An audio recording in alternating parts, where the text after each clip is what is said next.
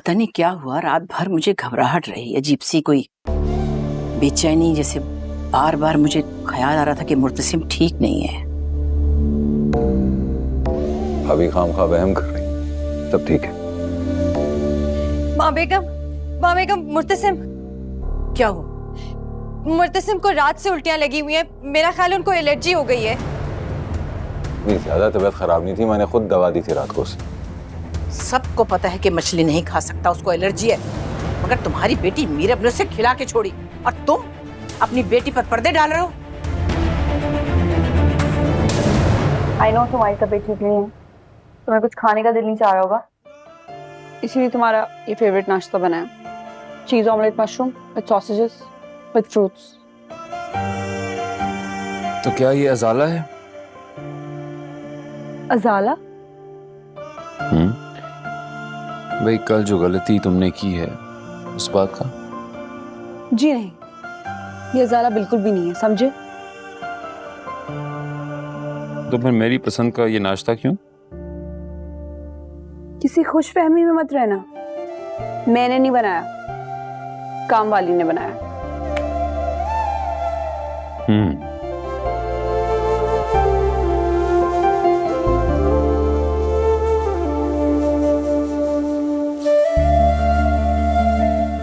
अच्छा नहीं है क्या? नहीं, बेहतरीन, जबरदस्त, इससे अच्छा और क्या हो सकता है?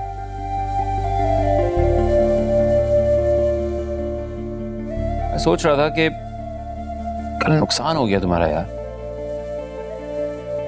मेरा नुकसान? मुर्तसिम, तुम्हारी इतनी तबीयत खराब थी, मरते मरते बचे हो तुम, और तुम कह रहे हो मेरा नुकसान। वही तो, अगर मैं मर जाता तो आजाद हो जाती तुम, जान छूट जाती तुम्हारी। लेकिन एक बात का एहसास हुआ। क्या? तुम मुझे मारना नहीं चाहती, ना ही मुझे तकलीफ में देख सकती हो। क्या बात है भाई, कहीं मोहब्बत तो नहीं हो गई मुझसे? लगता है एलर्जी तुम्हारे दिमाग पे चढ़ गई है। मुझे तुमसे मोहब्बत हो जाए, ऐसा हो नहीं सकता। हो भी सकता है, वरना क्यों रात को अकेली भागी भागी उस इंसान के दरवाजे पे जाती जिसको तुम अपना बाप ही नहीं मानती? और कितने प्यार से ले रही थी मेरा नाम, मुर्तसिम, मुर्तसिम, आंखें खोलो, आई एम सॉरी मुर्तसिम।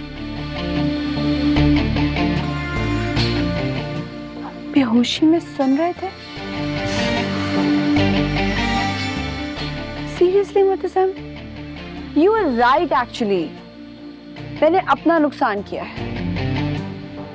इंसानियत के नाते तुम्हारी मदद की, तुम्हारे साथ तो ये करना चाहिए था कि तुम उसी एलर्जी में मर जाते। झूठे ड्रामेबाज।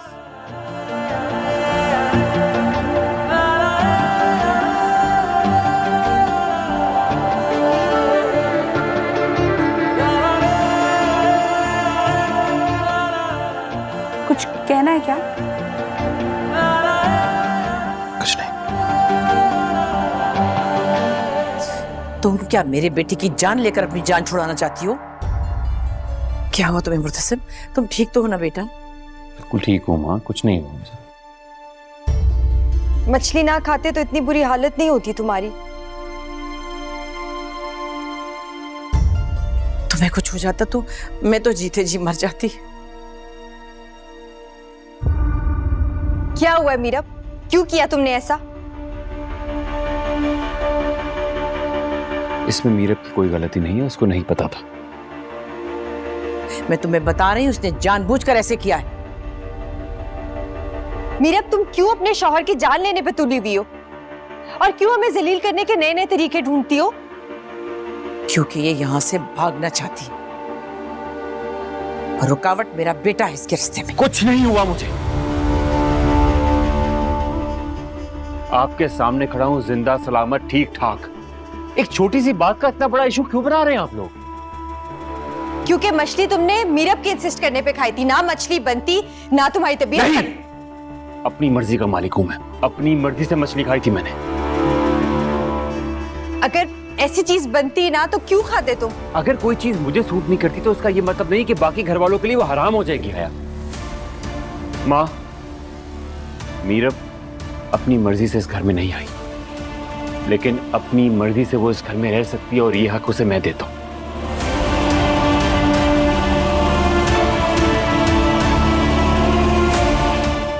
अगर किसी को कोई एतराज है तो अभी मुझे बताएं। तुम्हारी फिक्र है हमें, माँ हूं तुम्हारी मैं।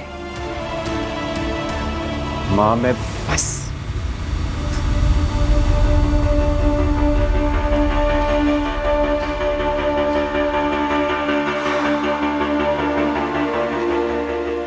भूल जाओ ये सब। सॉरी यार। भूल जाऊं? तुम्हारे नाम पे इतनी इंसल्ट हुई है और तुम कह रहे हो कि मैं भूल जाऊं? I mean, seriously? मीरब,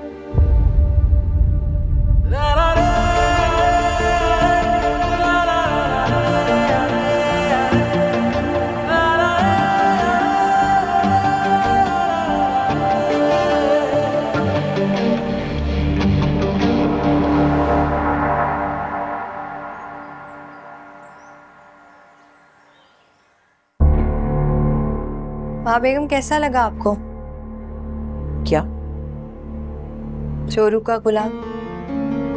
तुम अपनी जुबान संभाल के बात किया करो। माफ कीजिएगा माँ बेगम, लेकिन आज तो सिर्फ मेरी जुबान है, कल तो सब लोग बोलेंगे। अगर तुम अपनी जुबान को लगाम दोगी तो कोई ये बात करने की जरूरत नहीं कर सकता। चलिए ठीक है, मैं चुप कर जाती हूँ, लेकिन आप तो उसकी माँ है ना। देखिए कैसे मीरब को आप पर तरजीह देता है।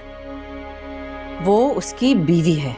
और आप माँ, माँ का दर्जा तो हमेशा बुलंद होता है ना। बीवियां आती है तो माँ दूसरे नंबर पे चली ही जाती है, ऐसी कोई बात नहीं है। लेकिन पहले तो ऐसा नहीं था ना, आपको बुरा नहीं लगता? बेटे की खुशी कभी माँ को बुरी लग सकती है? मेरे लिए बहुत है ये सोचना कि मीरब के साथ मुर्तसिम खुश है और बस। तो आप ऐसे ही छोड़ देंगी उसे? मैंने कहा ना, मेरे लिए ये बहुत है मुर्तसिम मीरब के साथ खुश है, तो शुक्र करें उसकी जान बच गई। लेकिन मैं नहीं भूलूंगी। क्या नहीं भूलोगी तुम? जी, क्या कहा तुमने? वही सब जो हुआ। मुर्तसिम इतनी तकलीफ से गुजरा है, मैं मीरब को माफ नहीं करूंगी। तुम कौन होती हो उसे माफ करने वाली? एक बात अच्छी तरह समझ लो, मुर्तसिम मीरब के साथ खुश है और हमारे लिए यही काफी है। तुम्हें भी चाहिए कि मीरब का लिहाज करो और उसका कहना मानो। मैं मीरब की बात मानूं? हरगिज नहीं। माँ बेगम, वो गांव से कुछ औरतें आई हैं अपना फैसला लेकर। जाओ मीरब बीबी से कहो वो गांव की औरतों के मसले सुने और फैसले करे। ठीक। खुदा ही हाफिज है फिर ऐसे फैसलों का।